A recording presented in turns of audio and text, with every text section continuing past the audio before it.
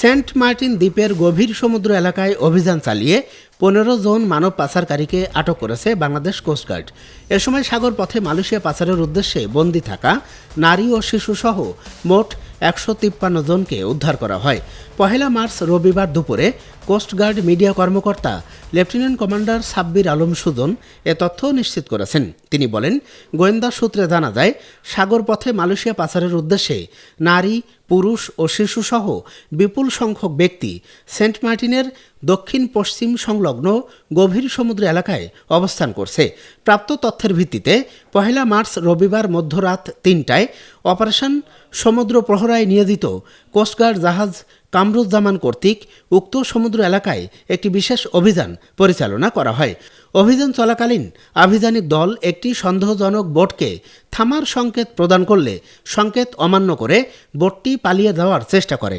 অতঃপর আভিযানিক দল বোটটি ধাওয়া করে সেন্ট মার্টিনের দক্ষিণ পূর্ব সংলগ্ন সমুদ্র এলাকায় আটক করতে সক্ষম হয়। পরবর্তীতে আটককৃত বোটে তল্লাশি চালিয়ে মালয়েশিয়া পাচারকালে নারী ও শিশুসহ 153 জন ভুক্তভোগীকে উদ্ধার এবং 15 জন মানব পাচারকারীকে আটক করা হয়।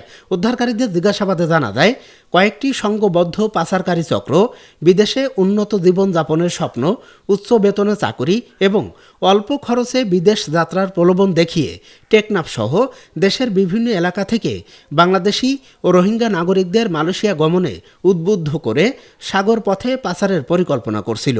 উদ্ধারকৃত ব্যক্তি ও আটককৃত মানব পাচারকারীদের বিরুদ্ধে পরবর্তী আইনানুগ ব্যবস্থা গ্রহণের কার্যক্রম প্রক্রিয়াধীন রয়েছে। তিনি আরও বলেন, মানব পাচার রোধে কোস্টগার্ড ভবিষ্যতে এ ধরনের অভিযান অব্যাহত রাখবে।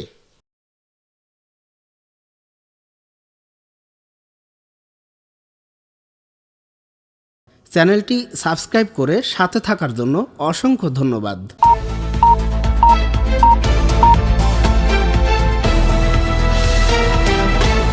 48 বাংলা টিভি, বাংলা ও বাঙালির কথা বলে।